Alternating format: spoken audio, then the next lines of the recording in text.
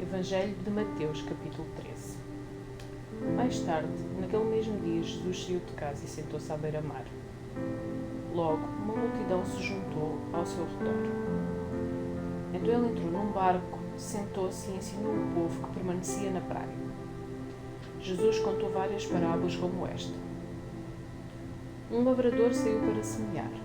Enquanto espalhava as sementes pelo campo, algumas caíram à beira do caminho e as aves vieram e as comeram. Outras sementes caíram em solo rochoso e, não havendo muita terra, germinaram rapidamente, mas as plantas logo murcharam sob o calor do sol e secaram, pois não tinham raízes profundas. Outras sementes caíram entre espinhos, que cresceram e sufocaram os brotos. Ainda outras caíram em solo fértil e produziram muita colheita, 30, 60 e até 100 vezes maior que a quantidade semeada.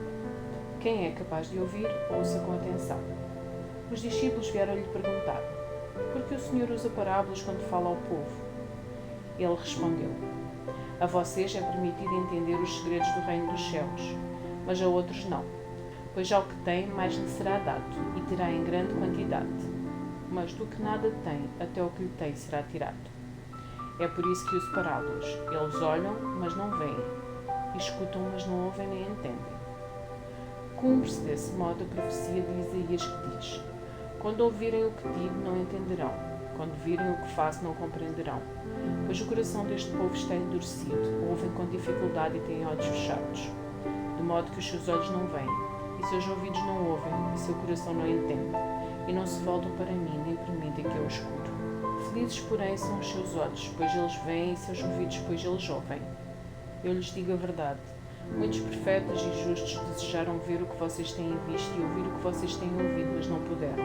Agora, ouçam a explicação da parábola sobre o lavrador que saiu para semear. As sementes que caíram à beira do caminho representam os que ouvem a mensagem sobre o reino e não a entendem. Então o maligno vem e arranca a semente que foi lançada em seu coração. As que caíram no solo rochoso representam aqueles que ouvem a mensagem e, sem demora, a recebem com alegria. Contudo, uma vez que não têm raízes profundas, não duram muito tempo. Assim que enfrentam problemas ou são perseguidos por causa da mensagem, cedo desanimam. As que caíram entre os espinhos representam outros que ouvem a mensagem, mas logo ela é sufocada pelas preocupações desta vida e pela sedução da riqueza, de modo que não produzem frutos. E as que caíram em solo fértil representam os que ouvem e entendem a mensagem e produzem uma colheita 30, 60 e até 100 vezes maior que a quantidade semeada. Esta foi outra parábola que Jesus contou. O reino dos céus é como um agricultor que semeou boas sementes em seu campo.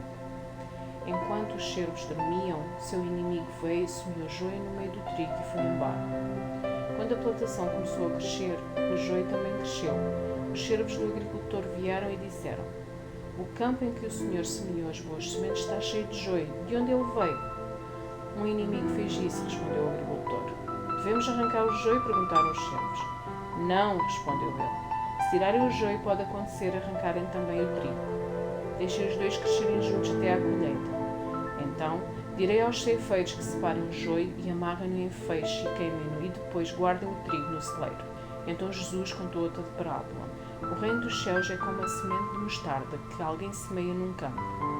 É a menor de todas as sementes, mas se torna a maior das hortaliças, cresce até se formar em árvore. E vêm as aves e fazem ninho em seus galhos. E Jesus contou a seguinte parábola. O reino dos céus é como o fermento usado por uma mulher para fazer pão. Embora ela coloque apenas uma pequena quantidade de fermento em 3 medidas de farinha, toda a massa fica fermentada. Jesus sempre usava histórias e comparações como esta quando falava às multidões. Na verdade, nunca lhes falava sem parábolas. Cumpriu-se desse modo o que foi dito por meio do profeta. Eu lhes falarei por meio de parábolas, explicarei coisas escondidas desde a criação do mundo. Em seguida, deixando as multidões do lado de fora, Jesus entrou em casa. Seus discípulos lhe pediram: por favor, explique-nos a história do joio do campo. Jesus respondeu: o filho do homem é o agricultor que planta as boas sementes. O campo é o mundo, e as boas sementes são o povo do reino. O joio são as pessoas que pertencem ao maligno, e o inimigo que plantou o joio no meio do trigo é o diabo. A colheita é o fim dos tempos, e os que fazem a colheita são os anjos. Da mesma forma que o joio é separado e queimado no fogo, assim será o fim dos tempos. O Filho do Homem enviará seus anjos, e eles removerão do reino tudo produz pecado, e todos os que praticam o mal. E os lançarão numa fornalha ardente, onde haverá choro e ranger de dentes. Então os justos brilharão como o sol no reino de seu Pai. Quem é capaz de ouvir, ouça com atenção. O reino dos céus é como um tesouro escondido que um homem descobriu num campo. Em seu entusiasmo, ele o escondeu novamente, vendeu tudo o que tinha e com o dinheiro da venda comprou aquele campo. O reino dos céus também é como um negociante que procurava pérolas da melhor qualidade. Quando descobriu uma pérola de grande valor, vendeu tudo o que tinha e com o dinheiro da venda comprou a tal pérola. O reino dos céus é ainda como uma rede de pesca que foi lançada ao mar e pegou peixes de todo o tipo. Quando a rede estava cheia, os pescadores a arrastaram até à praia. Sentaram-se e juntaram os peixes bons em cestos, jogando fora os ruins.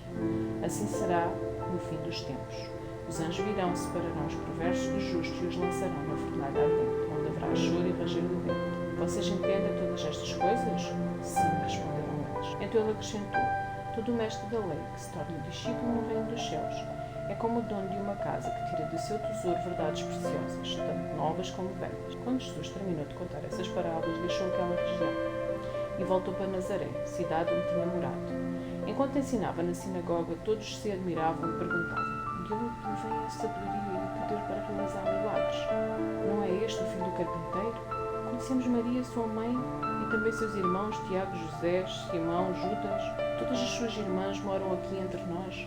Onde ele aprendeu todas estas coisas? E sentiam-se muito ofendidos. Então Jesus lhes disse: um profeta recebe honra em toda a parte, menos em sua cidade e entre sua própria família. E por causa da incredulidade deles, realizou ali uns poucos milagres.